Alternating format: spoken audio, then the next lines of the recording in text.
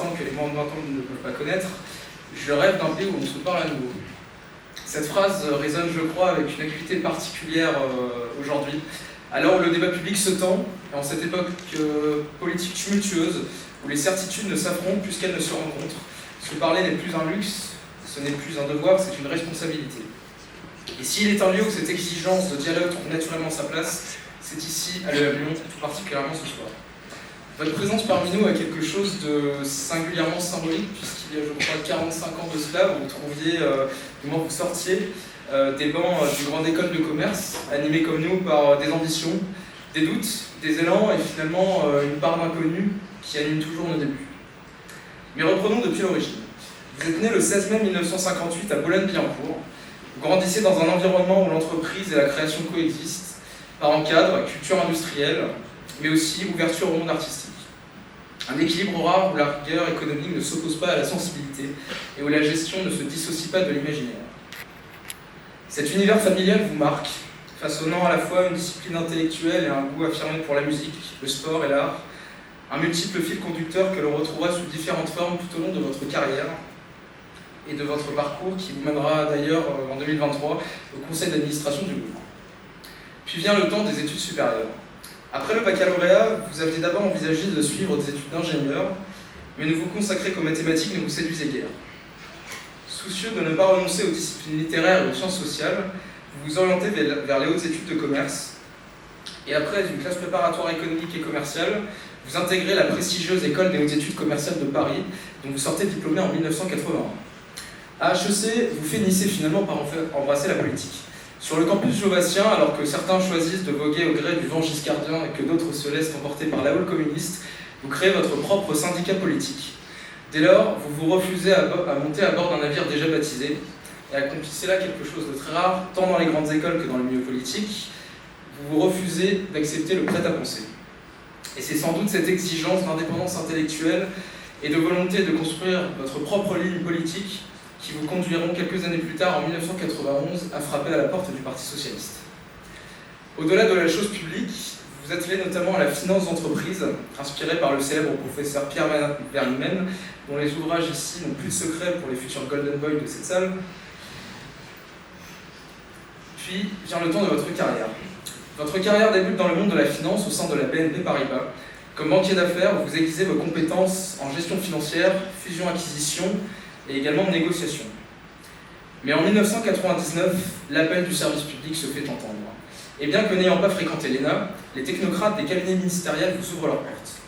D'abord comme conseiller technique de Louis Le Pensec, puis sous la houlette de Michel Sapin, confrontant ainsi votre savoir-faire à l'exigence de la haute administration. Après 4 années à mener cette vie de moine soldat de l'État, entre nuit blanche et rémunération modeste, vous regagnez votre maison de cœur, la BNP. Vous changez de secteur mais non de métier, et prenez les commandes de la filiale Cardiff jusqu'en 2013, avant de rejoindre Generali France en qualité de directeur général. Puis en 2017, vous prenez les rênes de la prestigieuse mais très méconnue Caisse des dépôts et des consignations, institution stratégique, discrète mais essentielle. Pour les néophytes, ce soir, il s'agit là du coffre-fort de l'État, là où même les idées les mieux coiffées doivent passer par la case contrôle avant de voir le jour. Vous y tenez la boutique, maintenez le cap, et vous réussissez à vous distinguer par des initiatives marquantes, telles que la création de la Banque des Territoires ou encore la direction des politiques sociales. En 2025, voilà le temps de la consécration. La République vous appelle au gouvernement de François Bayrou comme ministre de l'économie, des finances, de la souveraineté industrielle et numérique. Et en ces temps de crise, certains médias vous voient comme le Tom Cruise de Bercy, car en effet, s'attaquer à une dette publique de plus de 3 500 milliards d'euros, c'est bel et bien mission impossible. Déficit, dette, budget, fraude fiscale ou encore justice fiscale, vous vous attelez à des sujets parmi les plus sensibles et les plus exigeants qui soient. Et en moins d'une année, vous parvenez pourtant à y laisser votre marque. Dans cette aventure digne d'Hollywood, vous incarnez tout de même la pensée rocardienne dans toute sa grandeur, une gauche sociale mais réformiste et rationnelle dans sa gestion de budget. Ce que vous résumez finalement dans vos écrits, notamment sous le concept de finance utile, car oui, mesdames et messieurs, sous le masque du financier, vous restez, comme le disait le ministre Olivier Dussopt, un vrai mec de gauche. Et lorsque les circonstances l'exigent, vous n'hésitez pas à préconiser le recours au pouvoir suprême de la Constitution, via l'article 49 alinéa 3, rappelant que dans une mission d'État comme le vote du budget, la République ne peut se permettre d'attendre. Et pour l'ensemble de ces actions, pour l'énergie et la constance avec laquelle vous avez porté vos engagements, pour la vitalité que vous avez insufflée au débat et aux responsabilités que vous avez exercées, vos mérites vous valent d'être élevé au rang d'officier de la Légion d'honneur en 2024. Si j'énumère votre parcours, Monsieur le Ministre, c'est parce qu'il met en lumière une richesse inestimable. La connaissance concrète du monde financier, mais également conjuguer cette expérience à l'expérience au plus haut niveau de la fonction publique de ce pays. Ce soir, nous souhaitons vous découvrir, comprendre vos raisonnements, saisir ce qui éclaire vos décisions, et au fond, percevoir où va la France dans ses forces, dans ses faiblesses et dans ses perspectives économiques. Je laisse maintenant la parole à Eugénie et à Antoine qui vont mener cet échange avant un temps de questions avec la salle. Monsieur le ministre Éric Lombard, au nom de Forum et de l'EM Lyon, je vous souhaite une nouvelle fois la plus chaleureuse bienvenue dans notre école. Excellente conférence à tous, je vous remercie.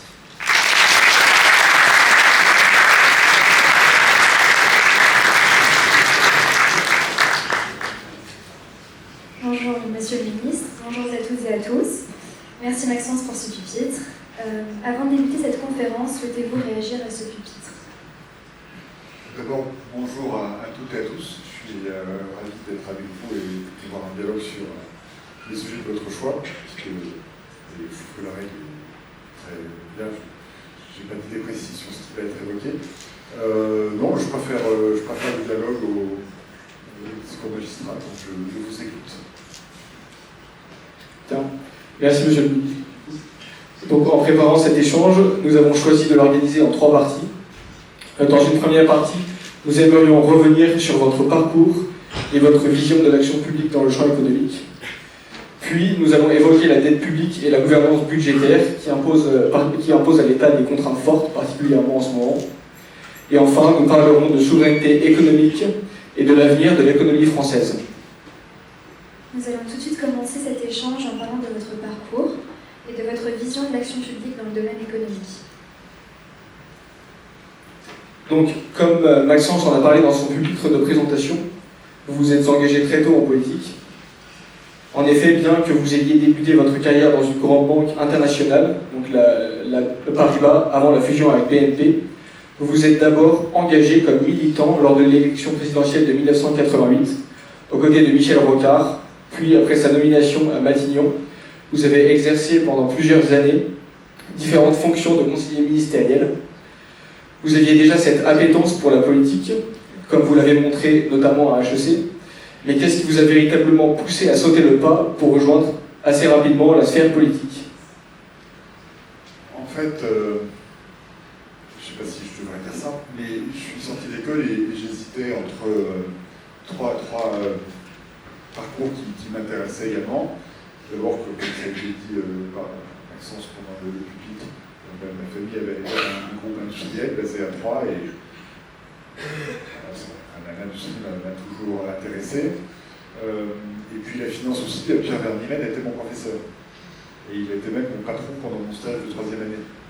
Donc c'était assez motivant. C'est pour ça finalement que j'ai rejoint Paribas. Pas sous son autorité finalement, mais j'ai rejoint cette banque. Et puis j'étais passionné par la vie politique. Pourquoi? Forcément.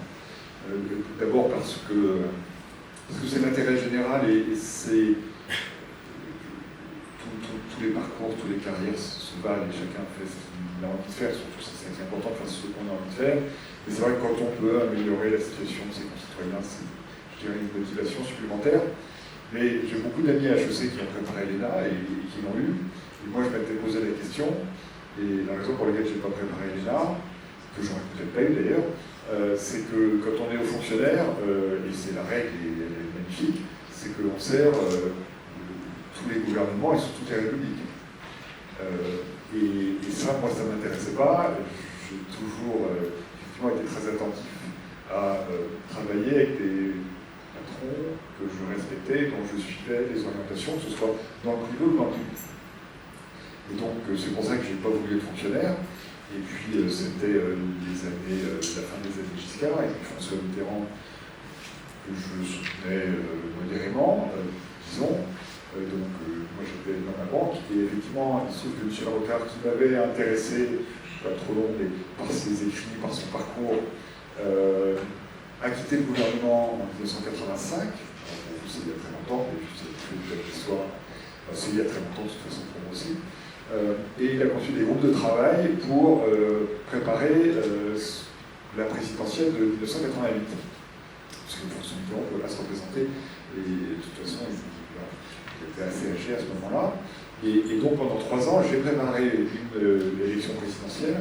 Et là, quand on a eu la formation, j'avais vraiment la même formation que celle que vous êtes en train d'avoir, on apprend des millions de choses qu'on découvre sur les finances publiques, et puis on rencontre des gens qu'on ne voit pas forcément dans le milieu d'affaires, des députés, des maires, des militants, et j'ai trouvé ce monde absolument captivant, et c'est pourquoi, vous n'avez pas échappé, M. Rocard n'a pas été élu président de la République en 88, puisque ça a été Jacques Chirac, mais,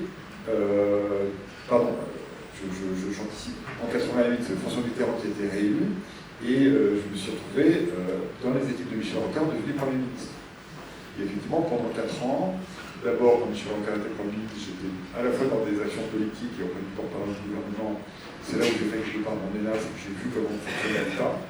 J'ai aussi vu comment fonctionnait la politique, les congrès, des choses qui, de l'extérieur, peuvent passer parfois paraître affligeantes, de l'intérieur sont en réalité assez ludiques, j'ai envie de vous dire. Il y a un côté jeu dans cela, et puis il y a une grande liberté, contrairement à ce qu'il y a dans les entreprises, puisque la politique, alors la liberté, on peut parfois penser qu'elle est excessive, mais on joue avec des concepts, avec des projets.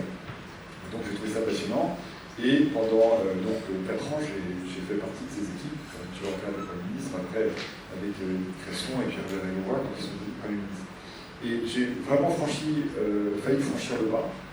C'est-à-dire qu'en 91, donc Michel Rocard quitte Matignon, la gauche est battue en 93, et Michel Rocard était tout à fait en situation, compte tenu de sa popularité, c'est un des rares premiers ministres qui a fini son mandat à Matignon en étant très populaire. Il aurait pu se lancer dans une campagne présidentielle victorieuse, ce qui n'a pas été le cas. Et si Michel Rocard avait été victorieux, j'aurais probablement suivi et fait une carrière complètement politique. Mais je reviens au principe précédent, ne pas travailler avec des gens qui vous n'êtes pas d'accord. Et donc, puisque en 93, il y a eu la cohabitation, et puis en 95, Jacques Chirac, personne n'est extraordinairement honorable, hein, c'est pas, voilà, simplement, c'était moi et mes amis. Je suis revenu dans le privé. Après, je ne vais pas être tout long, mais juste 2 mots. Quand Lionel Jospin est devenu Premier ministre, après une dissolution déjà hasardeuse, celle de Jacques Chirac, inspirée par Dominique de Villepin en 95, j'ai été appelé dans les cabinets, et à ce moment-là, j'avais 3 jeunes enfants, ma femme et moi nous travaillions, et on s'est dit que voilà, c'était pas le moment de refaire ce type de bascule, et j'ai refranchi le pas vers le public quand Emmanuel Macron est devenu président de la République en 2017. Et pour le même principe, je l'avais soutenu, j'étais en phase avec ce qu'il proposait, et donc, comme il se trouve que la Caisse des dépôts devenait disponible, que Pierre Delma a été atteint par la limite d'âge, j'ai été nommé, alors il y a eu un processus, peu importe, et donc je suis revenu à ce moment-là dans le public. Voilà, très rapidement, raconter, encore une fois, ce qui m'a guidé, c'est l'intérêt général, parce que comme dans l'entreprise, c'est aussi l'intérêt général, mais encore une fois aussi être dans des projets sur lesquels j'étais convaincu de l'utilité et de l'intérêt. Donc je regrette absolument pas. C'est pour ça que tout à l'heure vous parliez des interrogations qu'on a quand on sort de l'école. Faites ce que vous aimez. Ça peut me permettre un rapide conseil. Merci pour votre réponse, Monsieur le Ministre. En 2017, vous êtes nommé directeur général de la Caisse des dépôts et consignations par le président Emmanuel Macron. Pouvez-vous expliquer le rôle de cette institution financière publique, à la fois investie de missions d'intérêt général et active sur les marchés concurrentiels? Wow. Bon, la Caisse des dépôts a été créée en 1816. D'abord, un mot sur la gouvernance, ça c'est marrant. Le directeur général de la Caisse des dépôts est indépendant, il est sous ce qu'on appelle la protection du Parlement, mais le gouvernement ne peut pas lui donner l'instruction. Ce qui est précieux, et c'est pour ça que la Caisse des dépôts, on va bien, si je peux. Deuxièmement, c'est une institution très particulière, puisque c'est une des plus grandes institutions financières européennes. C'est 70 milliards milliards d'euros de fonds propres et 1300 milliards d'euros d'engagement. Donc c'est énorme. 1300 milliards, c'est presque la moitié, c'est un peu moins de la moitié du PIB français. Mais elle n'a pas d'actionnaire, donc elle n'a pas de propriétaire. C'est un peu une nation sui generis. Elle fait, pour simplifier, trois choses. Elle gère la moitié de l'argent de ce qu'on appelle les fonds d'épargne, c'est-à-dire le livret A. Quand vous mettez de l'argent sur votre livret A, vous avez plus de la moitié de cet argent qui est géré par la Caisse des dépôts et qui finance le logement social ou les grandes infrastructures. Une partie du programme nucléaire français va être financée par le livret A géré par la Caisse des dépôts. Donc ça, c'est la partie livret A. Et sinon, elle a ses actifs propres, à partir desquels elle fait de l'investissement. Donc beaucoup de grandes entreprises ont à leur capital la Caisse des dépôts, soit de façon majoritaire comme la Poste, soit de façon plus ou moins minoritaire comme Suez, comme RTE, le réseau d'électricité, comme Emeis, ex-Orpea, qu'on a sauvé pour éviter une faillite qui aurait été dramatique. Donc, grand investisseur institutionnel. Et puis, troisième activité, ce qu'on appelle les politiques sociales, qui sont d'abord la gestion des retraites. Un Français sur 5 a sa retraite gérée à la Caisse des dépôts. C'est les fonctionnaires, c'est les contractuels. Pour un titre. Et puis la formation professionnelle. Donc il y a en fait d'innombrables activités que j'ai essayé de simplifier pour les transformer en 4 métiers. Ça ne va pas beaucoup simplifier la vie pour comprendre le sujet, mais je reviens sur ce que j'ai dit. La banque des territoires, c'est notamment le livret A et l'action sur le terrain, sur les territoires. Financement des collectivités locales aussi. Les grandes participations. Une base financière gérée comme de la gestion d'actifs qui représente près de 300 milliards d'euros. Et les politiques sociales. Si vous n'avez pas tout compris, des fois il y a des questions. Merci Monsieur le Ministre pour votre réponse, en particulier pour votre retour sur votre parcours et pour cette explication éclairante sur la Caisse des dépôts. Donc nous allons maintenant poursuivre cet échange avec notre deuxième partie sur le thème de la dette publique et de la gouvernance budgétaire. Donc qui impose, on le sait, car c'est en plein dans l'actualité, des contraintes fortes pour l'État. Pour revenir sur l'examen du budget 2026, celui-ci a été adopté le 2 février dernier par le recours à l'article 49.3, comme les budgets précédents dans un contexte de majorité relative et de fortes tensions parlementaires. On a le sentiment qu'il devient aujourd'hui très difficile en France de faire adopter des mesures budgétaires sans recourir à cet outil constitutionnel. Selon vous, qu'est-ce que cela révèle à la fois de la situation économique et budgétaire du pays, mais aussi de l'état de notre fonctionnement démocratique? J'avais oublié que la deuxième partie c'était le budget. Si j'avais su, j'aurais fait trimer la première partie. J'ai un avis peut-être un peu atypique. Moi, je considère qu'on peut travailler avec ce Parlement. Et d'ailleurs, quand j'étais en charge, je l'ai fait. D'abord parce que, quoi qu'on en pense, les partis politiques et les représentants des partis à l'Assemblée nationale sont eux aussi habités par un sens de l'intérêt général. Et en réalité, on peut dialoguer, en tout cas, il faut dialoguer avec tout le monde. Je vais très rapidement vous dire comment j'ai procédé pour faire adopter le budget 25, une méthode un peu différente de celle que le ministre actuel a fait adopter. J'ai commencé par recevoir tous les partis. J'étais nommé le 23 décembre en 2024. Entre Noël et le jour de l'an, j'ai appelé les patrons des partis, les patrons des groupes à l'Assemblée et au Sénat. J'ai reçu tout le monde. Il y a eu 2 exceptions, c'est la politique. Le Rassemblement national, j'ai eu Marine Le Pen au téléphone, elle m'a fait comprendre qu'elle enverrait quelqu'un mais qu'elle ne viendrait pas. Jordan Bardella ne m'a jamais rappelé, jamais répondu. Et chacun a sa conception de la République. Et donc, du côté du Rassemblement national, j'ai reçu les 2 députés qui ont été délégués, parce que je ne vais pas me dire, c'est pas le niveau qui va bien. Le parti m'a envoyé des députés, j'ai reçu les députés, et la France Insoumise n'a pas non plus voulu venir. Baptiste de Panot m'a répondu 3 mois après en disant je vous réponds un peu tard. J'avais compris que vous ne vouliez pas venir. En revanche, Éric Coquerel, qui, comme vous savez, appartient à la France Insoumise, qui est président de la Commission des Finances, est venu, en insistant bien sur le fait que ce n'était pas la France Insoumise qui venait, que c'était le président de la Commission des Finances. Mais je lui ai dit, mais je ne sais pas que tu fais quand même aussi partie de la France Insoumise. Je trouve que je me formidable avec Coquerel, pas seulement parce qu'on fait de la voile tous les deux. Et j'ai reçu tous les autres. Et en réalité, on a réussi à trouver un accord. Alors après, il y a les signaux politiques. Je ne vais pas trop, mais ça c'est important.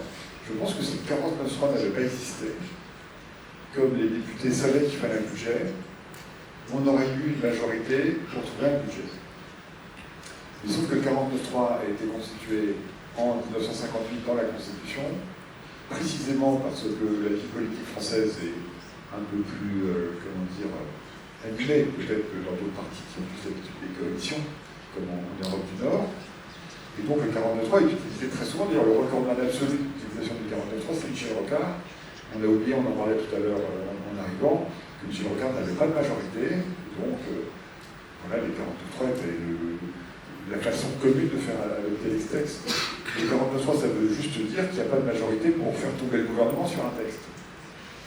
D'ailleurs, il marche dans les deux sens, puisque Michel Barnier l'a expérimenté. Malgré le 49.3, il est tombé. Et c'est d'ailleurs ce budget que j'ai récupéré avec François Bayrou et que nous avons fait voter. Donc, pardon de... Peut-être, vous ne serez pas d'accord, dans ce cas-là, d'ailleurs, on va continuer à en débattre, mais c'est une procédure qui est dans la Constitution, elle est prévue, et quand il y a un blocage, elle est faite pour dépasser le blocage. Et en l'occurrence, je trouve que nous avons eu un vrai fonctionnement démocratique, nous avons reçu tous les partis, nous avons pris en compte, y compris par exemple les Verts, avec des exigences de politique d'investissement dans l'écologie plus importantes, que nous avons accepté de prendre un budget. Bon, malgré tout, ils nous ont censuré. Très bien. Et en revanche, nous avons eu un accord avec le Parti Socialiste, avec des demandes du Parti Socialiste que nous avons intégrées dans le budget, notamment le fameux conclave sur les retraites.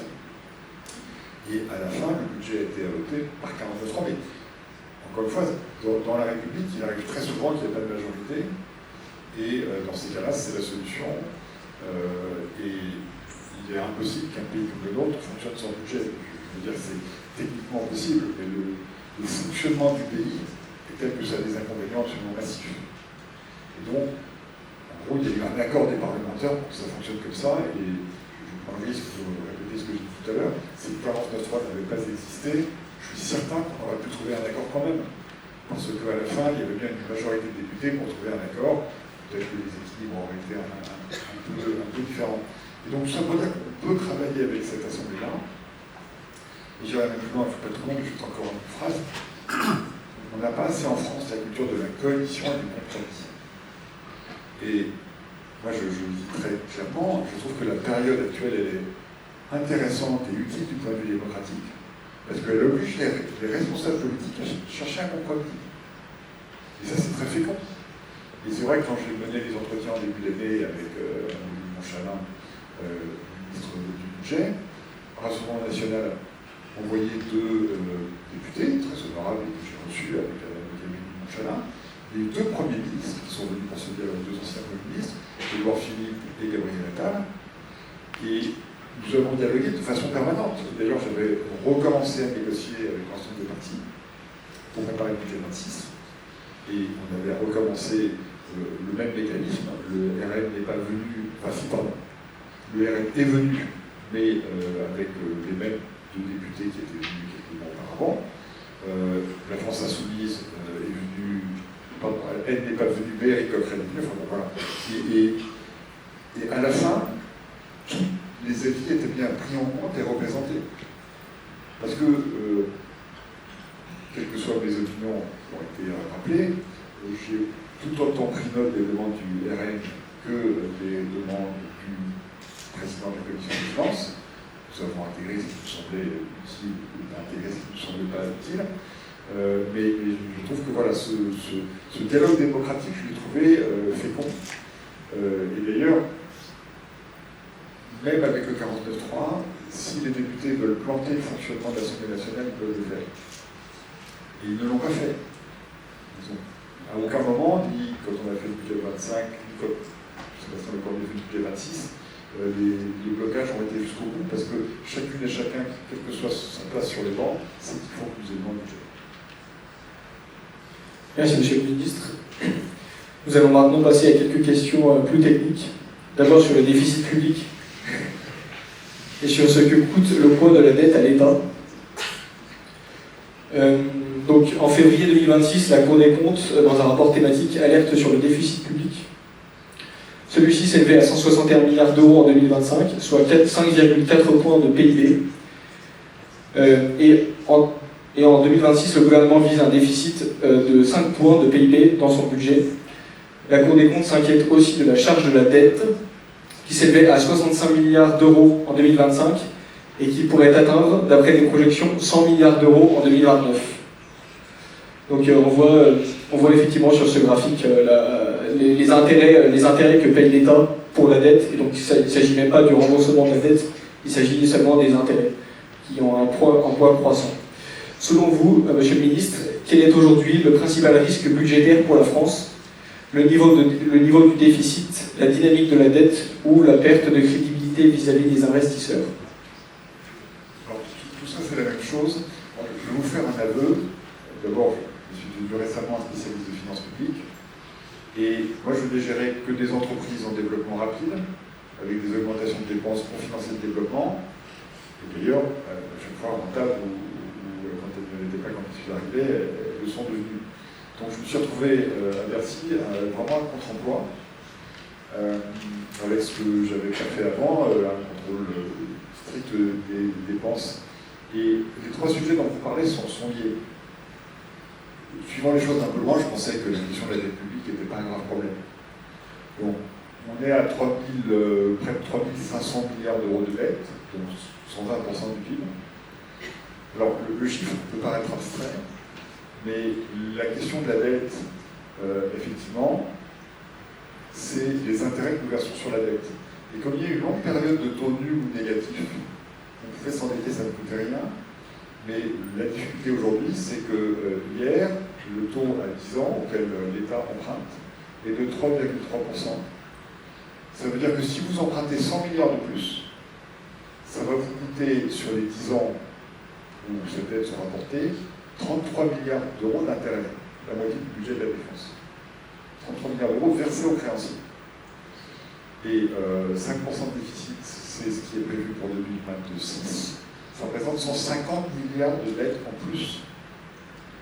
Alors on apprend dans les écoles, et c'est juste, je pense que vous apprenez ça aussi, qu'une entreprise ne rembourse jamais sa dette parce qu'elle se développe. Donc non seulement la dette elle est renouvelée, mais en plus, s'il y a des nouveaux développements, des nouveaux investissements, il y a plus de dettes. Nous, la dette française, elle est liée essentiellement au déficit de la sécurité sociale. C'est-à-dire que vous, votre génération, va payer des intérêts sur le déficit de la sécurité sociale, qui est lié au déficit des retraites pour payer la retraite de ma génération, et les soins des vieux, c'est-à-dire aussi ma génération. Je suis désolé de vous donner cette mauvaise nouvelle. Et vous avez intérêt, plus que tout le monde dans ce pays, dans cette génération, à ce qu'on rétablisse les comptes. Parce que là, on tire des traites sur votre avenir à vous. Et vous dites très bien, ce que vous avez fait, c'est en fait la leçon de finance publique la plus claire qu'on puisse faire. Le problème, c'est pas le niveau de la dette, le problème, c'est les intérêts qu'on paye. Et quand on en sera à 100 milliards, c'est-à-dire que le premier budget de l'État, devant l'éducation nationale, devant la défense, ce sera les taux d'intérêt de la dette. Et c'est en train de nous étouffer. Parce que on a une assez bonne crédibilité sur les marchés financiers, parce que la France est quand même le pays au monde où on est les meilleurs pour lever l'impôt. Les marchés financiers le savent. Tout de suite, vous allez payer beaucoup d'impôts dans votre vie, sauf si vous allez à Dubaï, mais là vous êtes exposé à d'autres risques. Donc, je vous recommande de rester ici. Et payer des impôts, on en a besoin, ça c'est ce que pour payer la retraite. Donc c'est en train de devenir un sujet très sérieux parce que ça empêche de conduire les autres politiques publiques, que ce soit les politiques de sécurité sociale auxquelles les Français sont attachés, la retraite, la santé, et puis la préparation de l'avenir, l'enseignement supérieur, la recherche, etc. Donc le sujet devient sérieux et il y a deux façons de traiter un sujet de dette. Il y a le sujet pénible qu'ont expérimenté au moment de la crise de 2008 les Espagnols, les Portugais, les Grecs. Je rappelle qu'au Portugal, ils ont baissé le salaire des fonctionnaires de 30%, le chômage est devenu massif, les programmes publics, c'était vraiment très très dur. Pareil en Grèce. Donc ça, c'est la mauvaise méthode.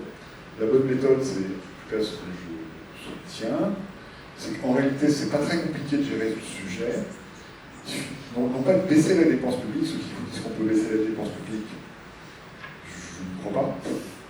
Il s'agit tout simplement que la dépense publique augmente moins vite, de façon, si elle augmente moins vite, en 5 ans, on peut stabiliser la dette, puis ensuite faire baisser par rapport au PIB. Et donc, pour stabiliser le sujet, c'est pas du sang et des larmes. C'est pas couper les aides sociales, les dépenses de santé et les retraites. C'est juste avoir une gestion plus rigoureuse des finances publiques et le faire dans le dialogue pour que les efforts soient partagés d'une façon qui soit acceptée par les Français, parce qu'à la fin, les Français vont bien devoir voter pour une équipe qui va devoir faire ça de façon volontaire et maîtrisée. Sinon, le risque, effectivement, c'est qu'on y soit contraint par les marchés financiers, parce que quand on a ce niveau de dette, il faut éviter qu'on se mette dans une situation où c'est les marchés financiers qui décident, parce que là, c'est moins sympa. Donc, je préfère encore un Parlement divisé plutôt que des créanciers. Merci Monsieur le Ministre pour cet éclairage. Actuellement, un des principaux leviers utilisés de fait pour réduire le déficit public est l'augmentation des impôts, plutôt qu'une réduction structurelle des dépenses. Ce levier risque de peser sur la compétitivité des entreprises françaises et sur l'investissement. Son recours accru aux hausses d'impôts relevait-il d'un choix politique assumé par le gouvernement ou d'un résultat de contraintes politiques et institutionnelles qui limitent la possibilité de réduire structurellement la dépense publique? Bon, j'ai eu l'occasion de m'exprimer sur le budget de 26, donc je ne vais pas recommencer. Je pense, pour être à nouveau très simple, qu'il faut faire deux choses. Encore une fois, maîtriser l'évolution de la dépense publique, c'est-à-dire, dans le cadre d'un débat avec les Françaises et les Français, que ce soit débattu démocratiquement, il y a le sujet de la retraite. Nos retraites sont déséquilibrées. Moi, je pense qu'il ne faut pas augmenter les cotisations retraite parce qu'il y a assez de charges d'impôts comme ça. S'il y a plus de personnes au travail, c'est-à-dire que si les jeunes arrivent plus vite sur le marché du travail, si les seniors restent plus longtemps dans les entreprises, on règle une partie du sujet, mais on n'évitera pas un allongement de la durée du travail. Je pense que ça ne passe pas. Mais on connaît le débat, et d'ailleurs on était proche d'un accord dans le cadre du conclave entre la CFDT et le MEDEF. Je pense qu'il faut les laisser travailler, nos partenaires sociaux gérer cela. Sur la santé, il faut évidemment soigner gratuitement les personnes les plus modestes, les maladies graves. Mais le remboursement de toutes les boîtes de Doliprane, c'est peut-être pas indispensable. Et il y a sûrement des économies qu'on peut faire. Donc ça, c'est la maîtrise de la dépense. La dépense publique, c'est 57% du PIB. C'est 10 points de plus que la moyenne européenne, et les autres pays européens, ce n'est pas les sauvages. Et 10%, c'est 330 milliards de dépenses de plus par rapport aux pays comparables. Je ne dis pas qu'il faut réduire de 330 milliards, mais encore une fois, la maîtrise de la dépense demeure clé. Sur les impôts, sur les prélèvements obligatoires, on est à 44% du PIB. C'est assez élevé. Moi, je pense que le modèle français est un modèle de prélèvement obligatoire élevé, parce qu'on a une protection forte. Et c'est ce que souhaitent les Françaises et les Français. Donc, je ne fais pas partie de ceux qui disent qu'il faut baisser les impôts. Je pense qu'il faut en revanche arrêter de les augmenter, il faut arrêter d'augmenter les charges. Je réponds de façon simple à votre question. En revanche, il faut une meilleure équité. Je pense que vous avez entendu des discussions là-dessus qui ont été un peu reprises. Une meilleure équité dans la répartition des impôts et des charges pour que les fonds soient partagés. Ce dont on parle, on va demander un effort à tous les Français, toutes les Françaises. Et si cet effort n'est pas partagé, eh bien logiquement, les Françaises et les Français ne vont pas accepter et vont penser que les solutions proposées par les extrêmes sont des bonnes solutions, ce qui n'est pas mon avis. Il faut aussi en parler. Donc, en résumé, c'est pas si compliqué que ça demande du dialogue, ça demande du débat, et puis de fixer un cadre assez clair, encore une fois, partagé, et puis surtout de l'exécuter.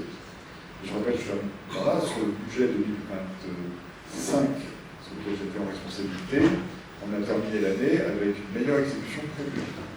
Parce que on vient du monde de l'entreprise, et tous les mois, on regardait où on en était. Ce qui n'était pas dans la tradition. Ça se faisait, mais ça se faisait évidemment, mais pas au niveau où on l'a fait. Ce qui a manifestement une Merci, Monsieur le Ministre.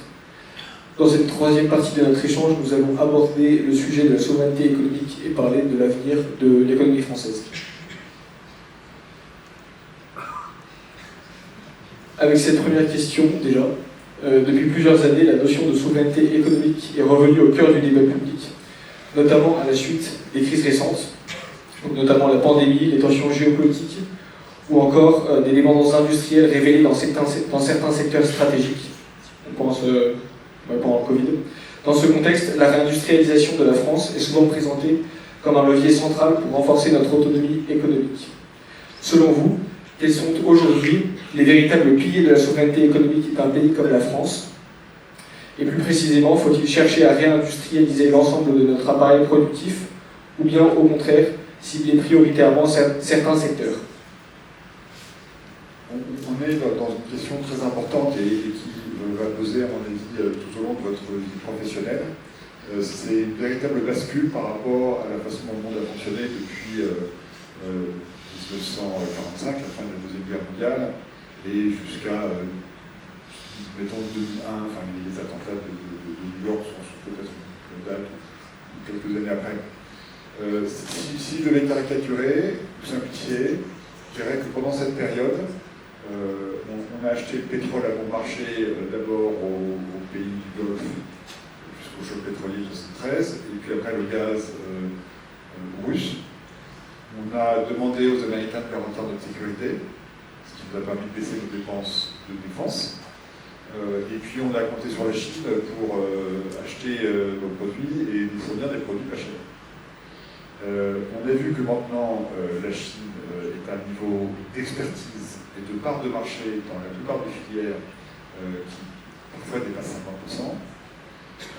La Russie, on voit bien que la coopération est largement derrière nous et on sait que l'ambition du président Poutine ne s'arrête pas au Donbass et que ce qui vise, c'est un minimal la reconstitution de l'URSS conséquence du pacte de Varsovie. Donc on a vraiment intérêt à muscler notre effort de défense, surtout si les Américains ne nous aident pas. Et précisément, les Américains ont pris leur autonomie, pas depuis Trump, hein, c'est une erreur de penser ça, depuis Barack Obama, qui est le premier à avoir fait le pivot vers le Pacifique. Et donc, l'Europe doit se comporter comme un continent adulte. Il était temps. Évidemment, l'Europe a été créée en 1958, donc ça fait. Voilà, l'âge adulte est là. Donc, devenir une puissance en matière de défense et le sommet de l'OTAN où Trump a dit si vous n'êtes pas 5% de l'Amérique, on va nous aider.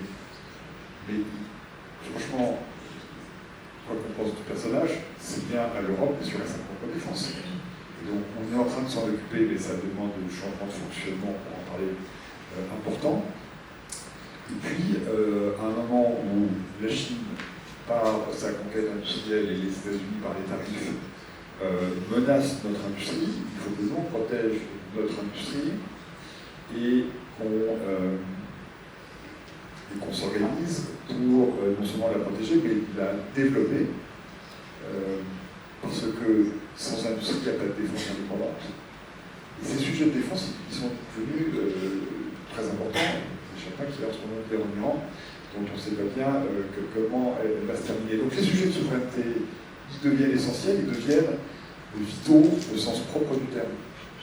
Il faut que l'Europe soit capable de se défendre, donc elle a une industrie forte, et c'est tout à fait possible, c'est un peu comme la gestion du budget, on a des points forts considérables, on a des entreprises magnifiques, on a des talents qui sont sortis des clubs pour vos prédécesseurs ou qui vont sortir pour vous.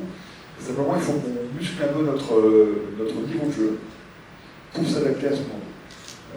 Donc en conclusion, deux choses, se protéger pour éviter d'être balayé par l'attitude non coopérative et de la Chine et des États-Unis, et puis investir dans la recherche, dans nos entreprises, pour qu'on ait cette souveraineté.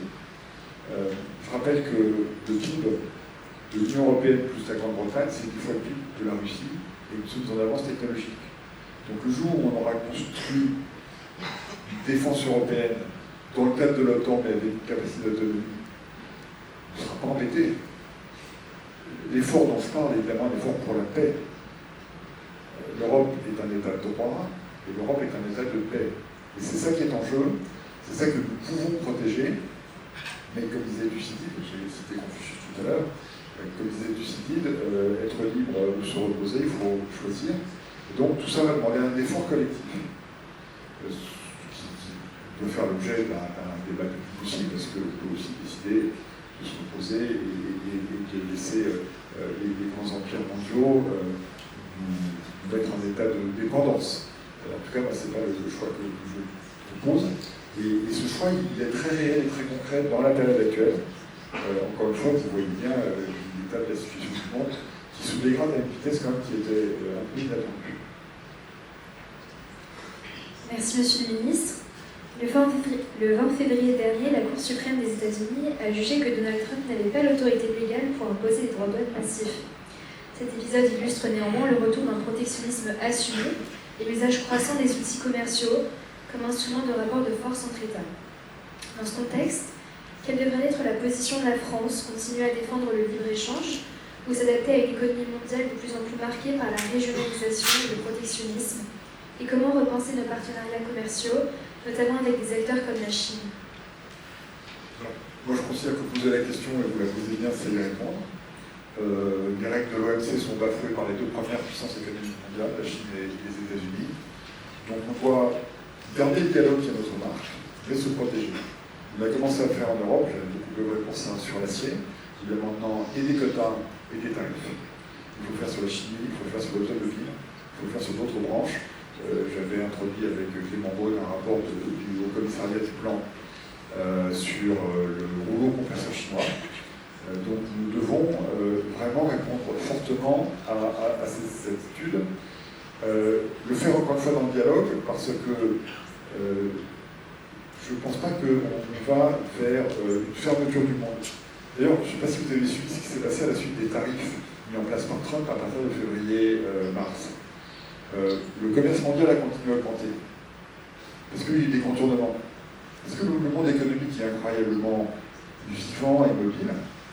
Et donc, d'abord, la seule baisse de croissance a touché les États-Unis. L'Europe a bien résisté. C'était bien notre analyse depuis le début. Les tarifs frappent d'abord le pays qui les impose. Et l'Europe a réussi à trouver d'autres canaux pour vendre aux uns et aux autres. Et même si la relation commerciale est plus difficile avec la Chine et avec les États-Unis, il y a tout le reste du monde.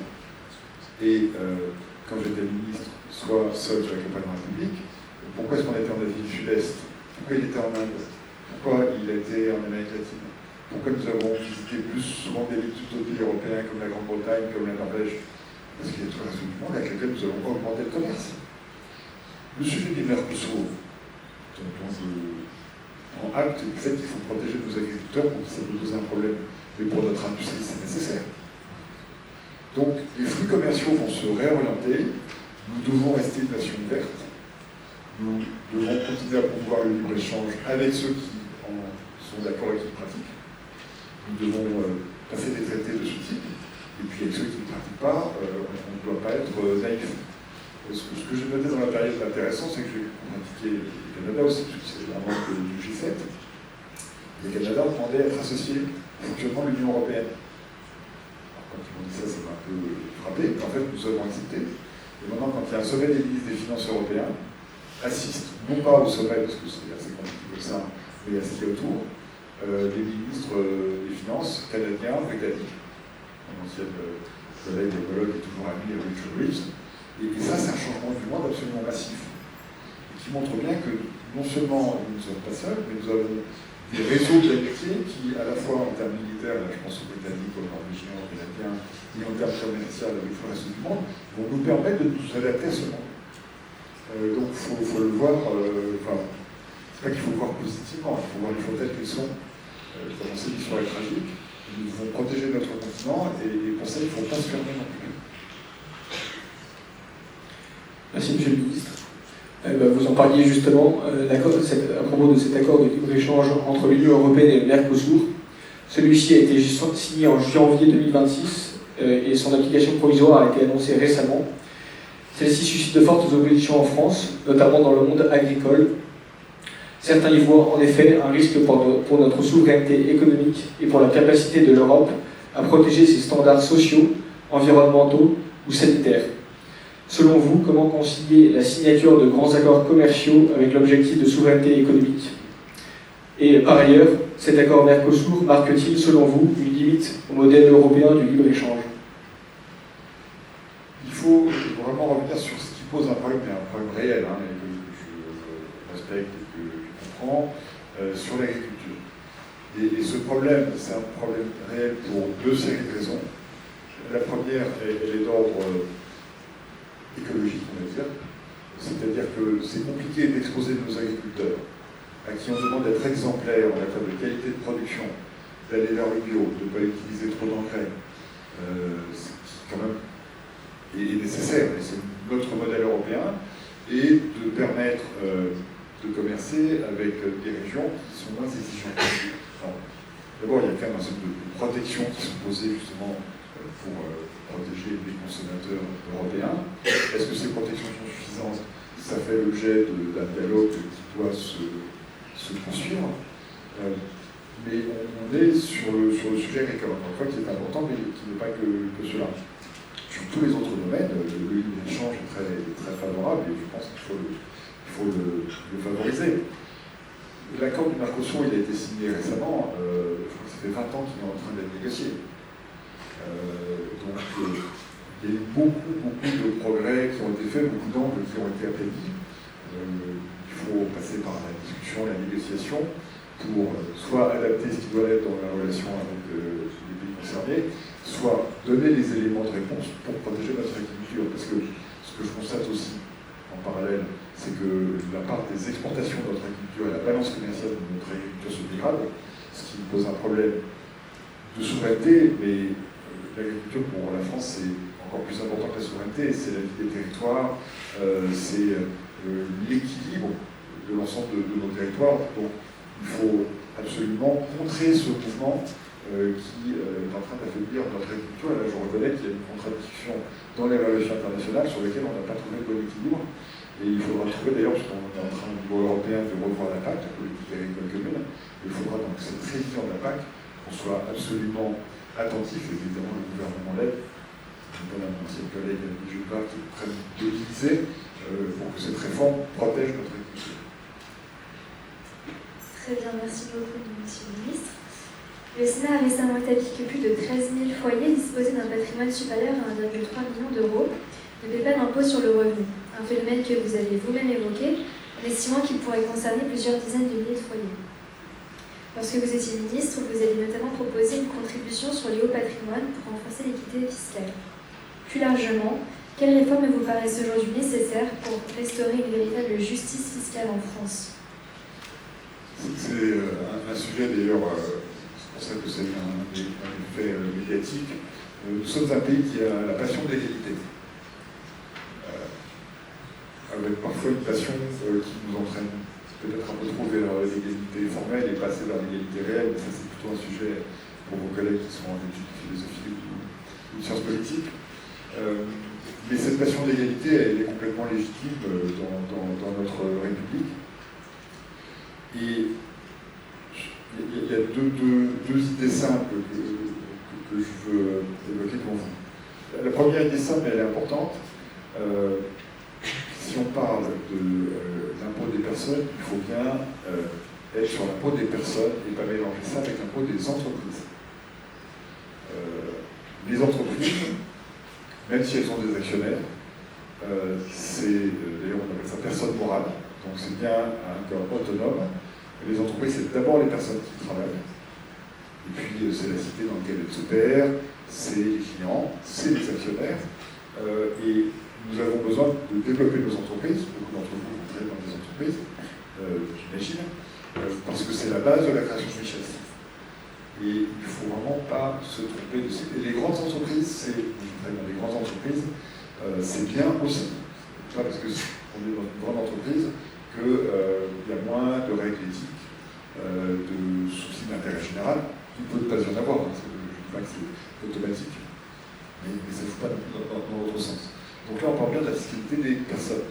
Sur la fiscalité des personnes, On a été dans un monde jusqu'à ces dernières années où la plupart des personnes ayant un patrimoine important avaient malgré tout des salaires importants et des revenus importants qui étaient taxés. Raison pour laquelle, quand l'impôt sur la fortune a été mis en place, c'était un complément d'imposition pour les personnes qui avaient des revenus importants, et ça posait un problème pour les personnes qui n'avaient pas de revenus. Il y a eu un changement dans les pratiques. Je ne sais pas le dater, parce qu'en fait, on s'en est aperçu assez tard, où l'habitude a été prise de piloter ses revenus. Pas tellement chez les entrepreneurs d'ailleurs, mais tout type de profession, parfois les entrepreneurs ou des cadres dirigeants, qui ont pu loger ces revenus dans des sociétés. Et puis, il y a eu des règles qui sont un peu assouplies, permettant de loger dans des sociétés des actifs qui ne sont pas directement liés à la vie de l'entreprise. Le cas le plus typique, c'est que vous connaissez le cas de la règle de ce qu'on appelle le Dutreil, qui sont des règles de transmission d'entreprise, qui sont facilitées parce que nous souhaitons que les entreprises familiales puissent être transmises. Quand je dis nous, la collectivité, simplement les règles du Dutreil, il y a un rapport de la Cour des comptes très récent qui montre qu'on peut avoir jusqu'à 50% d'actifs dans les sociétés qui font l'objet d'un Dutreil qui sont reliés à l'exploitation. Typiquement une maison de vacances, pour autant qu'elle soit louée de temps en temps, ou des choses de genre. Donc on voit bien qu'on a pour des personnes ayant soit, quand elles ont des revenus, elles payent déjà beaucoup d'impôts, donc c'est pas de problème, mais des patrimoines importants, des façons de s'organiser de telle façon à contribuer moins à l'intérêt général. Alors, pour être précis, techniquement, avant de conclure ce point, je vais parce que je sais que ça intéresse les gens, la vraie question, c'est pas tellement l'impôt sur le revenu. C'est de regarder quel est ce qu'on appelle le revenu fiscal de référence, parce que les personnes qui ont de l'argent ont aussi un patrimoine financier, ils touchent des plus-values, ils touchent des dividendes, et de regarder si ce revenu fiscal de référence est proportionné à leur patrimoine. Si vous avez quelqu'un qui a un patrimoine de 10 millions d'euros, ce qui est déjà important, et qui paye moins de 50 000 euros d'impôts, c'est probablement que le salaire qu'il se verse, peut-être même qu'il n'y a pas de salaire, ou peut-être même qu'il se verse un petit peu modeste. Et on voit bien qu'on a là une partie de la population qui, pour le coup, ne contribue pas assez par rapport à ce qu'il pourrait faire. Alors, la commission des finances du Sénat a regardé les chiffres pour des personnes qui payent l'impôt sur la fortune immobilière, mais on sait que les principales fortunes sont d'abord financières. Donc, s'il y a 13 000 personnes qui payent l'impôt sur la fortune immobilière qui sont concernées, et le Sénat vient parler de revenu fiscal de référence, ils ont élargi, ça veut dire que si on prend l'ensemble du patrimoine financier, c'est vraiment plus de personnes. Je pense que c'est un débat qui est sain à avoir, et qu'on se demande, dans un dialogue républicain et dans la perspective de la présidentielle, est-ce que ces ménages, alors je ne parle pas de ceux qui sont en France, de ceux qui n'ont pas de revenus, etc., contribuent comme il convient ou pas. Et pour ça, il nous manque des données en réalité. Parce que depuis qu'il n'y a plus l'impôt sur la fortune, on n'a pas ces données-là. Il y a une commission d'enquête de l'Assemblée nationale qui a été lancée par le député Charles Courson. Moi, je pense qu'on a des moyens scientifiques, en demandant à des économistes, en demandant à Bercy sur la base qu'on a un peu d'État, de mieux expertiser ce sujet et d'avoir un débat. Est-ce qu'il faut recréer un lien avec le patrimoine pour l'imposition des plus fortunés, ou est-ce qu'on ne doit pas le faire? Moi, je pense qu'il faut recréer ce lien, qu'il faut être attentif, raison pour laquelle, parce que vous savez qu'Gabriel Zucman a proposé un outil qui règle ça de façon assez drastique, parce que c'est 2% du patrimoine par an. Les capitaux sont très mobiles, et les personnes qui les détiennent sont très mobiles. C'est aussi la situation aujourd'hui, très différente de ce qu'elle était il y a encore deux générations. Et donc, il faut être attentif à ce que, pardon d'être un peu cynique, mais que la matière fiscale ne s'en aille pas.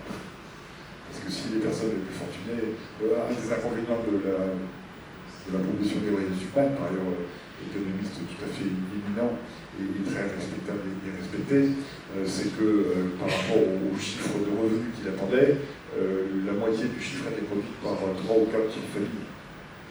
On n'est pas certain qu'elles seraient toutes restées en France vu le niveau annuel de charges qu'il proposait. Donc c'est un sujet sérieux, je trouve que c'est un vrai sujet. L'impact de ça dans le pays sur le sujet, je pense qu'il faut le traiter sérieusement. Nous arrivons donc au terme de notre échange. Merci Monsieur le Ministre. Tous nos remerciements pour votre venue ce soir. Nous souhaitons vous laisser le mot de la fin, afin de clore cet entretien. Et ensuite, il y aura un petit temps d'échange avec le public. Peut-être le mot de la fin, peut-être que je l'aurai après l'échange avec le public, parce que j'ai déjà beaucoup parlé. Vous savez ce que disent les Chinois aussi, si on a 2 oreilles et une bouche, c'est qu'il faut écouter 2 fois plus qu'on parle. C'est pas ce que j'ai fait jusque-là. Mais bon, c'est un peu la loi du genre. Et je serais ravi de vous écouter. Peut-être que je ferai mon avis après. Je verrai.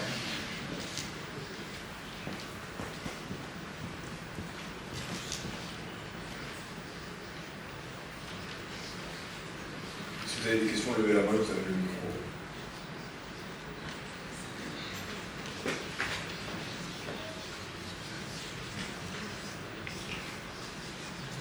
Merci beaucoup, Monsieur le Ministre, pour votre intervention ce soir. J'ai trouvé qu'elle était fort inspirante. Moi, ma question se porte plus sur votre parcours personnel, enfin professionnel, mais sur votre parcours, que ce soit dans l'assurance, dans le redressement d'actifs sensibles, comme Orpea, ou dans la gestion des arbitrages budgétaires à Bercy. Vous avez souvent été placé face à des crises, et quels enseignements en avez-vous tiré au regard de la situation économique et budgétaire actuelle? Merci. Alors, les crises, surtout quand on est dans le monde financier, ça intervient avec une régularité d'horloge. Je ne sais pas si vous avez lu le livre de Charles Kittelberger, en anglais, Crisis, Panics and Manias. La première crise au XVe siècle, le bulbe de l'étude d'Amsterdam. Voilà. Donc, et à chaque fois, ce qui est d'ailleurs intéressant dans les crises, c'est que à chaque fois qu'il y a une crise, on dit que ça ne se reproduira pas, et évidemment, ça se produit à un endroit. Voilà. Donc ça, vous verrez ça. Moi, je pense qu'il y a 2 principes simples. D'abord, c'est bien de bien connaître le monde professionnel dans lequel vous évoluez, parce que la difficulté des crises, c'est que vous n'avez pas beaucoup de temps pour prendre des décisions. Et donc, si vous avez une crise financière, vous n'avez pas le temps d'ouvrir le lire email pour savoir. Voilà. Donc c'est bien d'être déjà dans une bonne compréhension du monde dans lequel vous évoluez. Alors, l'avantage que vous avez, je ne veux pas vous inquiéter, c'est que quand vous commencez votre parcours, c'est pas vous qui gérez les crises. Mais quand en début de parcours, vous verrez les crises et vous verrez les personnes plus seniors les gérer, c'est vraiment le moment où on apprend le plus. Et sur la crise de 2008, moi j'avais une compagnie d'assurance, donc quand les marchés en divisé de façon épouvantable, et j'ai commencé à être inquiet quand les vieux assureurs, quand j'ai vu que les vieux assureurs ont peur. Si lui il a peur, c'est peut-être que c'est pire que ce que je pensais. Donc premièrement, voilà, une bonne compréhension de ce qui se passe. Et deuxièmement,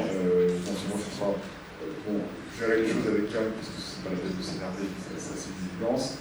Et alors, c'est des moments où il faut dialoguer, parce que l'intelligence collective, ça fonctionne vraiment bien.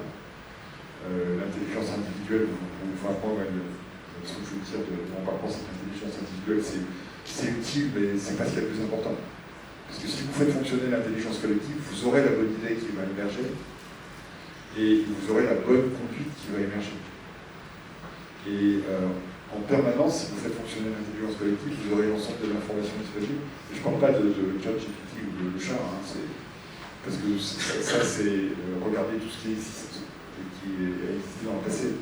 Donc il ne se passe jamais des choses qui sont déjà passées. Donc il faut plutôt mettre en commun tout ce que les uns et les autres regardent, toujours sur la crise de 2008. Comme on était dans un réseau mondial, en 2007, j'ai entendu parler des subprimes. Et j'ai vu que ça allait mal se passer, cette affaire-là. Et donc, on a fortement allégé la position en action de Cardiff. Donc, j'ai passé une crise de 2008-2009 assez tranquille. La crise du Covid, c'était aussi assez... quand vous gérez une boîte, pensez toujours à ce qui peut se passer si ça se passe mal, et veillez toujours à ce que la boîte survive, même si ça se passe mal. Donc, vous allez louper des opportunités, vous allez peut-être avoir une rentabilité moindre, mais enfin, c'est quand même un jeu où c'est bien de rester vigilant quand même. Je parle des boîtes, pour vous, c'est bien sûr. Donc voilà, les crises politiques, c'est un peu pareil. Parce que je peux vous dire que quand vous n'avez jamais été ministre, vous êtes nommé 2 jours avant Noël, et qu'on vous dit, bon bah Coco, il faut que tu fasses un budget, voilà, lui, il ne parle pas comme ça. C'était ça le message. Bon, au début, vous avez l'impression quand même que vous avez un gros truc qui vous tombe sur les épaules.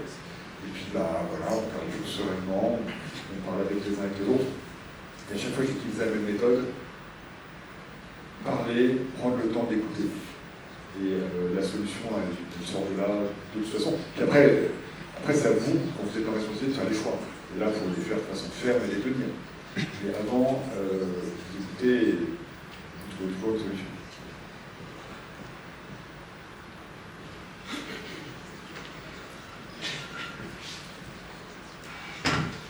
Merci Monsieur le Ministre pour cette belle conférence.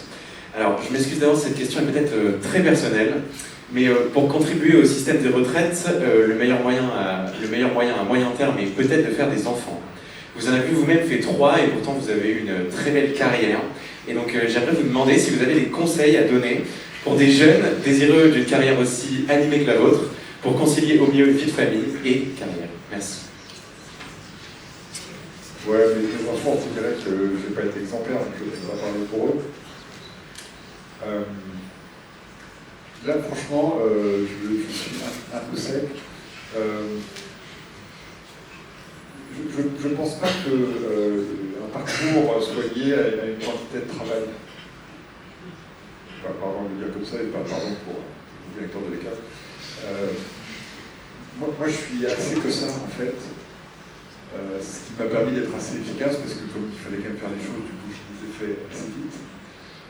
Et franchement, s'il y a un truc où il ne faut pas choisir dans la vie, c'est l'amour et la famille, les amis et le boulot. Il faut faire les 3.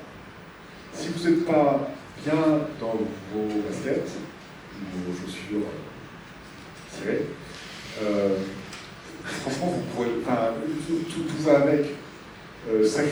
Avoir l'idée qu'on ne ferait pas de ce qu'on veut de sa vie personnelle pour réussir sa vie, moi je pense que c'est la meilleure façon de planter sa vie. Ce qui est important dans la vie aussi, je ne vais pas parler de ça parce que c'est personnel, mais c'est d'être heureux. Moi je n'ai pas de conseils à donner, mais il faut tout faire, et tout faire, ça veut dire se donner du temps pour ça. Et je me souviens à un moment, ma femme était en voyage pour son boulot, et l'école appelle parce que les enfants avaient eu un bobo. Donc je plante la réunion, je rentre chez moi, je rentre à l'école, et puis je vais voir celui de mes enfants, c'était qui allait très bien, il posait un problème, j'appelle ma femme, je lui dis écoute, ça c'est parce que ils appelaient plus souvent elle que moi, ça c'est tous les jours, mais malgré tout, de donner la priorité à sa famille me paraît quelque chose qui reste assez sain, et ça ne vous empêchera pas, et si vous êtes engagé, voilà. Ça ne joue pas à l'heure du travail. Et l'idée de partir tôt en disant je m'occupe des enfants, peut-être que j'ai un peu mis en scène à chaque fois que je le sais, mais je l'ai surtout fait quand j'étais chef pour un souci d'exemplarité, et je pense que c'est important. Et quand j'étais chef, j'ai toujours été attentif, quand je faisais une réunion le matin ou autre, à demander aux mères et aux pères de famille, parce que les enfants de parents, c'est-à-dire les parents du même sexe, chacun fait comme il veut, mais est-ce que cet horaire vous pose un problème ou non? Et comme les gens dans ces cas-là ne répondent pas, parce qu'ils ont peur de veiller par des canaux, de vérifier que tel jour c'était tel qui amenait l'enfant à l'école, et donc tel jour on ne faisait pas la réunion tôt. Mais en général, il ne faut pas faire des réunions tôt, parce que c'est bien que les gens amènent leur enfant à l'école. Vous savez, je vais vous raconter ma biographie, j'étais à New York le 11 septembre, et j'avais rendez-vous dans la tour sud à 8h30, donc avant que l'avion percute. Et je n'ai pas été dans la tour sud parce que mon interlocuteur amenait son fils à l'école. Donc voilà, amener ses enfants à l'école sur le défi.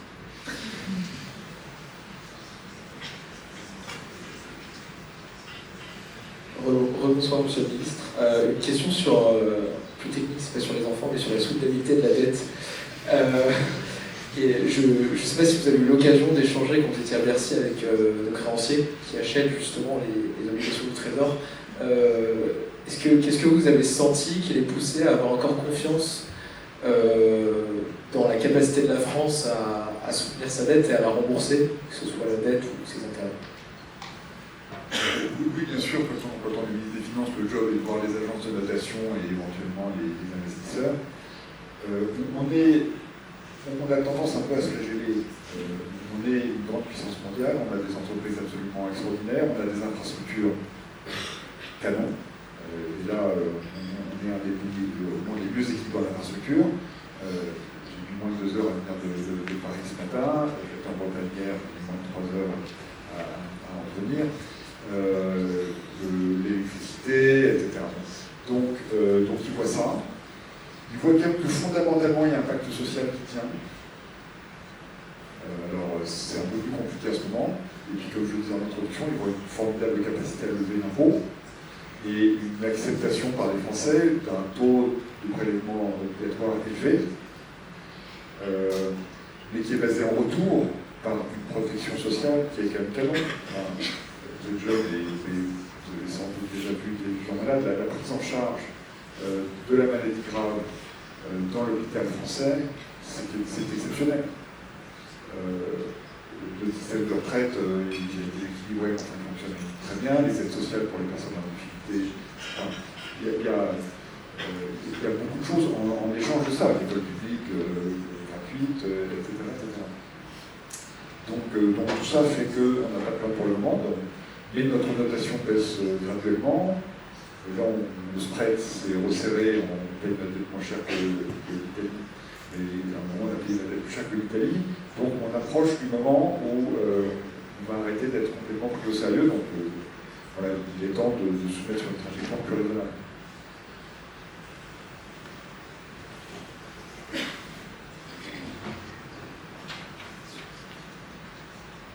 Vous donner la parole, Bonjour, je m'appelle Alexandre. Donc j'avais une question concernant l'Europe. Le 27 juillet dernier, Ursula von der Leyen a signé un accord commercial avec les États-Unis. Cet accord disait globalement que les biens des États-Unis pouvaient rentrer librement en Europe et qu'à l'inverse, les biens européens étaient limités seulement à 15% environ. Et plus de ça, il y avait 700 milliards pour les hydrocarbures américains et 500 milliards pour les investissements globalement américains, encore une fois. Donc ma question, puisqu'on parlait de souveraineté et d'être adulte, ça aurait été peut-on encore travailler à une souveraineté nationale sans vouloir s'émanciper aujourd'hui, en tout cas un peu, de l'Europe?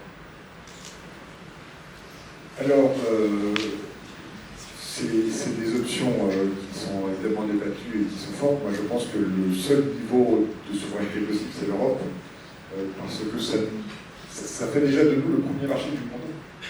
Donc, ça nous permet de discuter sérieusement avec et les Chinois et les Américains qui veulent nous vendre leurs produits. Et donc ça c'est le commentaire général. Sur le commentaire particulier, parce que je fais partie de ceux qui ont négocié ces tarifs, j'ai eu l'idée de négocier avec Scott Bessent, le secrétaire au Trésor, et Howard Lutnick, qui est le secrétaire au commerce. C'était des négociations extrêmement dures. Je vais essayer de résumer les raisons pour lesquelles je pense qu'on a le meilleur accord possible. Et c'était très compliqué à expliquer. Parce que plus les Américains augmentaient les tarifs, plus ils handicapaient leur propre économie. Et vous vous souvenez du Liberation Day du 8 avril? Le moment du Liberation Day, quand Trump a annoncé 20% de tarifs, le marché obligataire américain s'est effondré. Et la raison pour laquelle 2 jours après, Trump a dit non, je rigolais, ça ne sera pas 20%, c'est pas parce qu'on l'a appelé au téléphone, c'est parce que sinon il y avait une crise obligataire massive, un peu comme celle qui a conduit Liz Truss à la démission en Bretagne. Parce que quand les crises obligataires, on ne sait pas quand elles arrivent, et quand elles arrivent, c'est vraiment une punition. Donc, les marchés obligataires des Américains, avec 20%, vous allez tuer votre économie. Nous, on avait fait l'analyse que la règle du jeu fixée par Trump, elle était unilatérale, c'est qu'on jouait à celui qui allait le plus monter les tarifs. Mais nous, on n'est pas la dictature du Parti communiste chinois.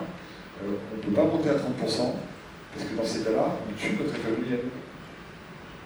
Et donc, on s'est dit que jusqu'à un certain seuil, il ne fallait pas qu'on se mette dans l'obligation de monter nos tarifs, ce que nous aurions fait à un certain moment. Et on a considéré que plus 10, en fait, parce que le 15% c'est plus 10, on était à 4,8 de moyenne, on montait à 15 en moyenne. L'impact était digeste pour nos économies, et ça a été le cas, parce que notre économie va à peu près aussi bien que prévu initialement. Pas bonne pour l'économie américaine, mais c'est le cas parce que l'économie américaine fléchit. et que si on avait dû, nous, augmenter les tarifs s'appliquant aux biens américains, on aurait eu des tarifs encore plus élevés dans l'autre sens, et on aurait tué notre économie parce qu'on aurait ramené de l'inflation et de la baisse de croissance. Donc je reconnais que c'est compliqué à expliquer et à défendre, mais rétrospectivement, parce que maintenant on a plusieurs mois dans les pattes, je pense que c'est effectivement le bon choix. D'autant qu'après la décision de la Cour suprême sur laquelle je n'ai pas réagi, qui est rassurante que les États-Unis restent un état de droit, parce que la Cour suprême, dont la majorité des membres ont été nommés par Trump, a contredit Trump sur ce point essentiel, mais Trump a d'autres outils juridiques pour augmenter les droits de l'homme. D'abord avec une règle qui doit s'appeler la règle 122, si je me souviens bien, il peut le faire pendant 120 jours, et après il va quand même pouvoir faire voter des textes, ou trouver des moyens d'augmenter les droits de l'homme. Donc on ne se sortira pas de cet accord du 27 juillet, et on s'en sortira d'autant moins que, encore une fois, l'économie européenne résiste. On verra après les midterms, ou à la fin du mandat de Trump, comment est-ce qu'on revoit les choses. Moi je trouve que malgré la décision de la Cour suprême, la situation s'est rééquilibrée avec ses règles, et qu'il faut rester là. Et j'ajoute pour terminer, pour reprendre pour deux autres points, qu'on n'a pas vu de flux massif d'investissement vers les États-Unis. Et il n'y a pas tant d'usines nouvelles qui s'installent aux États-Unis, il y a tellement d'incertitudes que les entrepreneurs du monde n'y vont pas. Et les engagements qui ont été pris sur l'énergie et sur l'investissement sont des engagements qui sont des engagements de faire mieux, sachant que ce n'est pas l'Union européenne qui décide de nos achats d'énergie ni de nos investissements.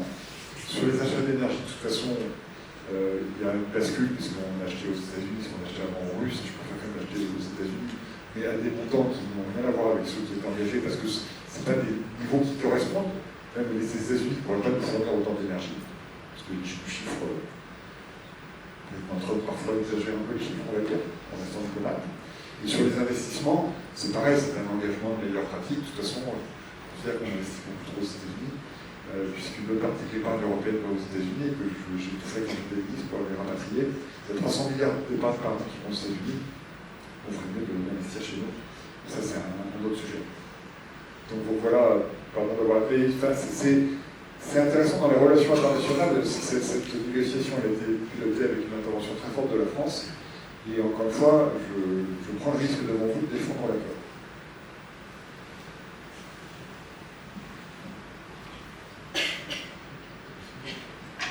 Merci Monsieur le Ministre et aux organisateurs pour ces échanges passionnants. Ma question va faire suite à la précédente.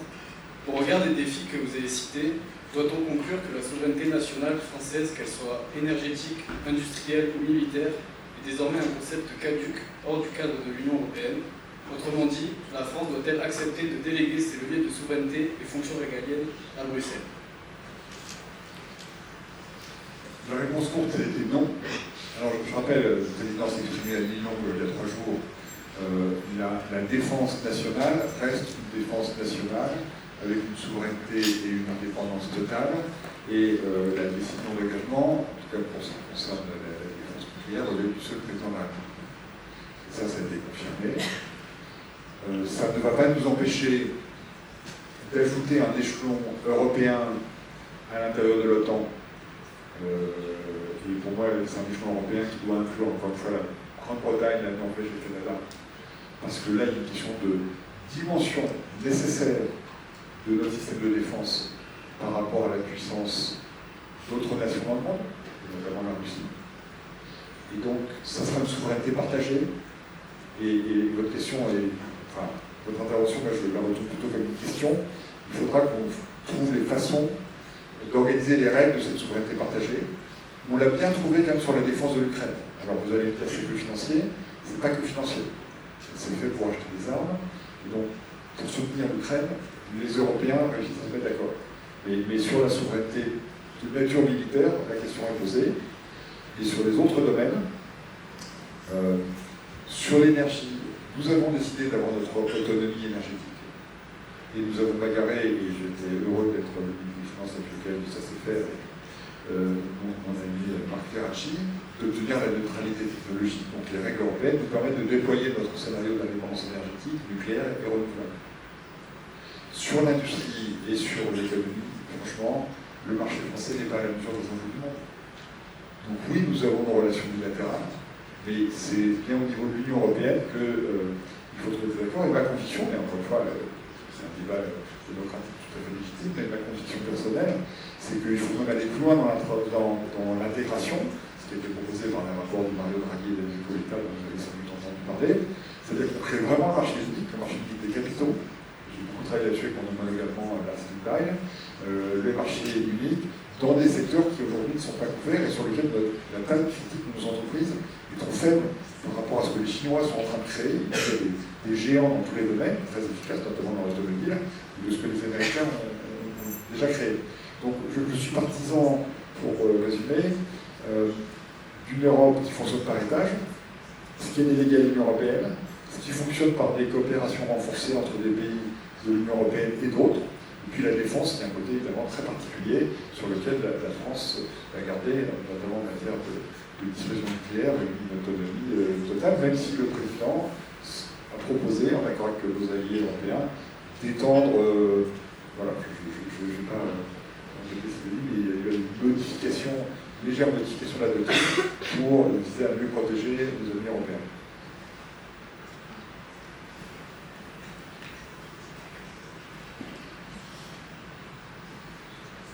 Bonsoir, Monsieur le Ministre. Merci pour vos mots, merci d'être ici ce soir. Vous disiez quasiment en introduction la relative facilité, en tout cas la possibilité de créer du consensus parmi les représentants des partis. À mon sens, aujourd'hui, la difficulté en revanche à faire passer certaines réformes ou germes de réformes dans la population française est de plus en plus complexe. Pensez-vous qu'il est possible, et si oui, comment, de faire accepter justement des réformes sociales aux citoyens français dans ce contexte de crispation du débat public? Oui, c'est une bonne question. C'est la question qui me fait réfléchir dans la perspective de 2027 et à laquelle je vais essayer de contribuer modestement avec mes moyens. Quand on a un dialogue avec les Français de tout milieu et partout et qu'on dit les choses, franchement, on a un vrai dialogue et je pense qu'on peut trouver des solutions. Donc, il est important qu'il y ait un dialogue sur les vrais sujets, un débat sur les vrais sujets qui soit porté par certains, et encore une fois, moi je vais m'y employer. Et puis après, les méthodes sur les réformes. Je regrette l'échec du conclave sur les retraites, mais si on considère que l'une des réformes la plus compliquée que nous avons menée, je dirais que M. Rancard, c'est lui qui a fait le livre blanc sur les retraites en 91, dans lequel il est écrit que ça ferait, enfin, c'est pas écrit dans le livre blanc, mais Rancard avait dit à l'époque que ça ferait sauter des dizaines de gouvernements. C'est pire que ça, c'est que les réformes sont largement insuffisantes. Et quand on a demandé aux partenaires sociaux de traiter le sujet, ils ont bien avancé. Et on n'était pas loin d'un accord. Et moi, je suis convaincu que si on leur donne du temps, soit avant, Sébastien Lecornu leur a demandé, alors avant le présidentiel, c'est pas compliqué, peut-être qu'ils y arriveront, soit après, on peut arriver à un accord. Et c'est passé ces dernières années rageant, parce que là j'ai parlé du conclave l'année dernière. Mais la réforme des retraites proposée par Emmanuel Macron en 2017 avait fait l'objet d'un quasi-accord. Et puis il y a eu ce problème de l'âge pivot qui est arrivé, et qui a fait péter l'accord, et puis en plus il y a eu le libre. Donc on n'est pas loin d'un accord, et puis si ça vous intéresse, je peux vous en donner les éléments principaux qui permettraient de rétablir l'équilibre d'une façon acceptée par les Françaises et les Français, représentés en l'occurrence par les syndicats des entreprises et le principal syndicat de salariés. Donc sur toutes ces questions, on n'est pas loin. Simplement, il faut avoir le dialogue, le discours qui va bien devant les Français, la bonne méthode pour le mettre en œuvre. Et encore une fois, l'échec du conclave, c'est pas joué à beaucoup.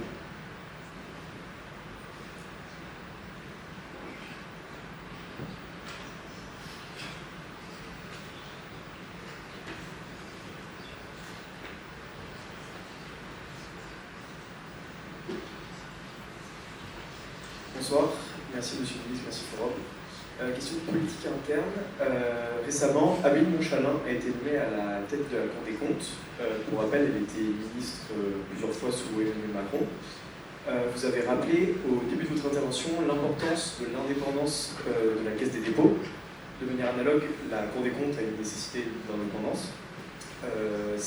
Cette nomination rentre également en résonance avec la nomination l'année dernière de Richard Ferrand à la tête du Conseil constitutionnel de la France. Quel est votre avis en tant que citoyen et en tant que politique sur ces nominations qui, selon certains politologues, est une violence constitutionnelle? Oui, une violence constitutionnelle me paraît fort, mais chacun dit ce qu'il veut, c'est davantage.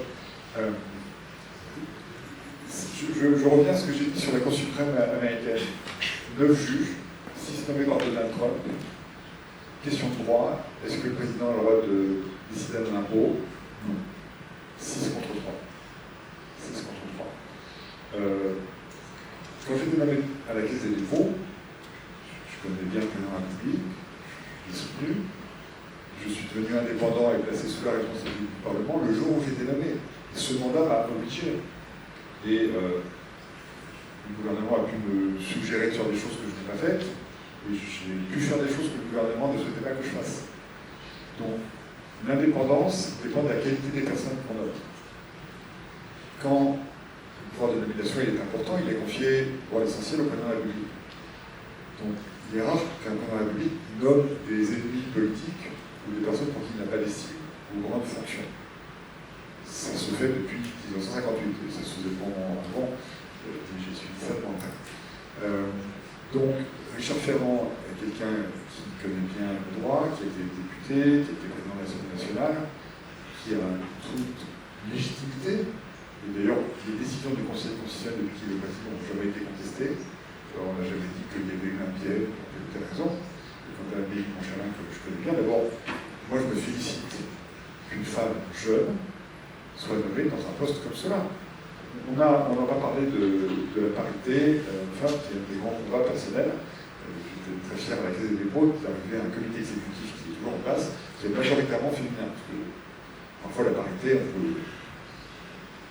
peut aller au-delà d'avoir une majorité de femmes, ça marche aussi. Plutôt mieux par définition. Donc, on a un retard dans la féminisation de nos grandes entreprises, de nos grandes directions, de nos grandes institutions. Donc moi je me félicite de ça. Amélie Montchalin, dès lors qu'elle est nommée, est indépendante et le sera d'abord devant ses pairs, parce que c'est une cour, la Cour des comptes, avec des chambres, et les présidents de chambre ne sont pas des collaborateurs de la première présidente. Deuxièmement, il y a des règles internes qui font évidemment se déporter sur le débat sur le budget qu'elle aura porté, parce que sinon ça ne fonctionne pas. Moi je suis certain que ce sera une grande présidente de la Cour des comptes. Et d'ailleurs, il y aura d'autres nominations qui vont être données par le président de la République jusqu'au dernier jour de son mandat. Et c'est la Constitution, précisément.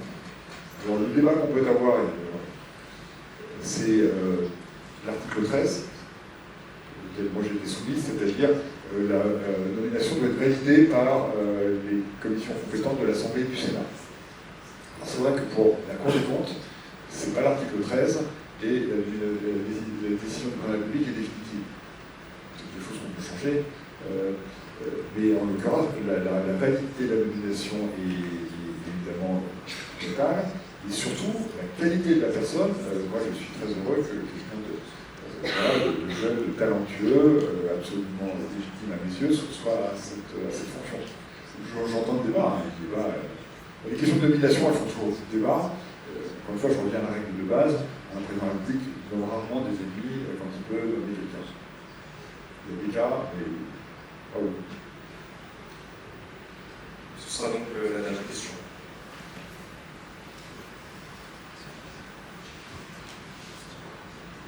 Bonjour Monsieur le Ministre. Moi j'ai deux questions sur le sujet, deux questions au niveau du sujet du budget. Donc, la première question, ce serait pour encore revenir sur la Cour des comptes. Serait-il pertinent d'accorder davantage de pouvoir à la Cour des comptes afin de rendre ses recommandations plus contraignantes?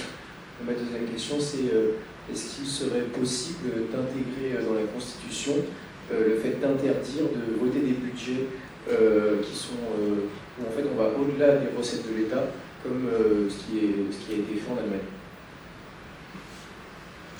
Alors, la Cour des comptes, quand on arrive à Bercy, et notamment dans les circonstances particulières où j'étais, un des premiers qui m'a appelé, c'est Pierre Moscovici, sur le thème je te rappelle que tu dois réduire le déficit. Je te remercie, ça m'avait pas échappé. Blague à part, on a eu un débat, un vrai débat, et il est prévu dans le cadre du Conseil des finances publiques, je ne sais pas quel instant, je crois que c'est dans le cadre du Conseil des finances publiques, sur la trajectoire budgétaire que nous avons présentée en 2025, et notamment le taux de croissance qui en découlait. Je peux vous dire que j'ai passé pas mal de temps à parler avec le Premier ministre, avec le président de la Cour des comptes, avec le gouverneur de la Banque de France, pour qu'on se cale bien. Le budget de M. Barnier est basé sur une croissance de 1,1. Au début, on a ramené 0,9 et puis après, les choses se sont dégradées. On a dit 0,7, finalement, on a fait 0,9. Donc tout ça était en tout cas sincère, parce qu'on était bien dans le dur. Et ces dixièmes de points, qui représentent à chaque fois 3,5 milliards d'écart de PIB, et donc de dépenses publiques, ont fait l'objet de débats sur lesquels la Cour des comptes, y compris d'ailleurs, a publiquement donné un avis lors de la rentrée solennelle du début de l'année 2025. Ils font des rapports qui sont publics, donc je pense que le pouvoir est déjà assez important. Alors, il peut y avoir un débat, effectivement, est-ce que la Cour des comptes peut valider des grandes options, notamment sur un sujet aussi important que le taux de croissance prévu. Donc je reconnais que c'est un objet un peu politique. Moi je pense qu'il ne faut quand même pas mélanger les responsabilités. La prévision, c'est quand même la responsabilité du gouvernement. Une fois, la Cour des comptes se prononce, et en plus maintenant un comité d'experts économiques qui se prononce, donc il y a un débat qui va bien. Alors sur la règle d'or et l'imposer au Parlement, moi je pense que d'abord ce serait un début de démocratie, puisque ça veut dire qu'au moment où on installe cette règle, on prive les parlements suivants de leur marge de manœuvre, mais surtout, dans la France telle qu'elle fonctionne, ça ne fonctionnerait pas. Pourquoi est-ce que les Allemands respectent la règle d'or? Parce que depuis le drame qu'ils ont vécu, c'est-à-dire que nous avons vécu tous après les années 30 et l'effondrement de la République de Weimar, ils ont une peur panique du déficit et de la dette. Vous savez qu'en allemand, dette, ça se dit Schuld, et Schuld en allemand, ça veut dire aussi faute, responsabilité. Donc, on n'a pas du tout la même culture. J'aimerais bien qu'on ait un peu plus de culture allemande dans la gestion du déficit. Vous l'avez compris, mais tant qu'on ne l'aura pas, cette règle ne pourra pas être votée, et si on a cette discipline, la règle n'est pas nécessaire. Je trouve ça intéressant que la question se pose. Ça veut dire que l'idée qu'il est impératif de redresser nos comptes publics progresse. Ce qui me paraît bien, parce que le jour où il y aura un consensus pour cela, on le fera.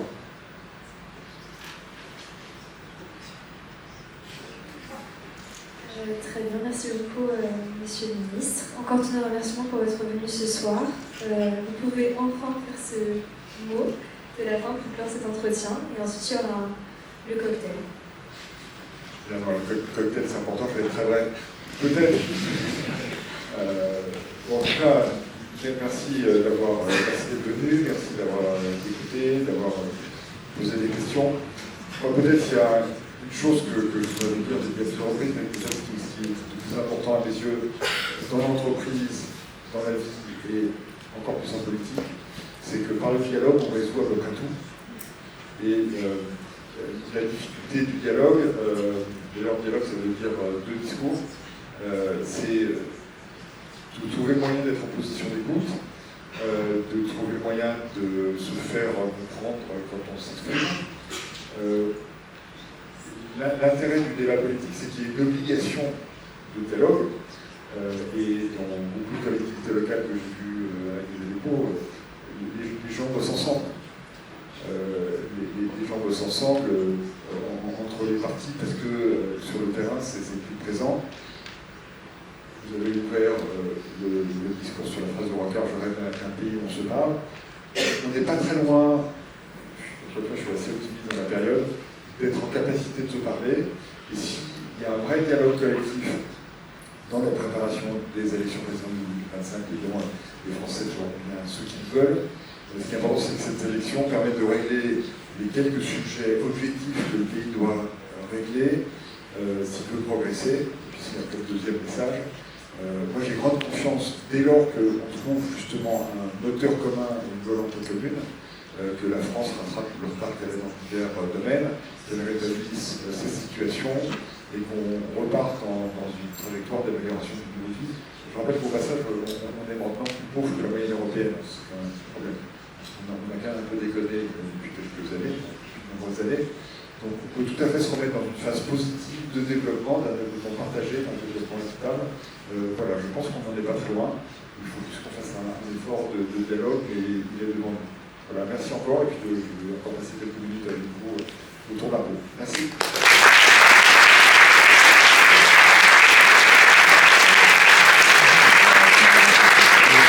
Des intervieweurs qui ont été très professionnels.